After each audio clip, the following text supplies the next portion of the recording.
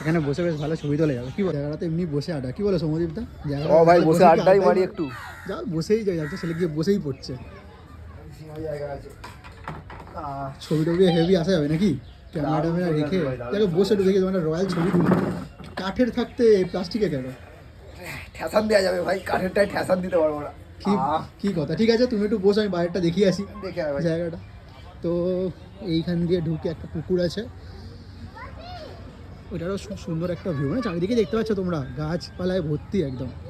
তো আপাতত এই জায়গাটা বন্ধ রেখেছে, এই সামনেটা যাওয়া যায়, কারণ বুঝতেই পারছেন যে অনেকদিন বন্ধ আছে, তো মেনটেন্যান্সের অভাব, এখানটা ভেঙে যদি কেউ পড়ে যায় আমরাও আইনের কথা মেনেই ভেতরে ঢুকবো না, আইনকে মানাটা উচিত, যখন ওনারা বারণ করেছেন আমরা ঢুকবো না।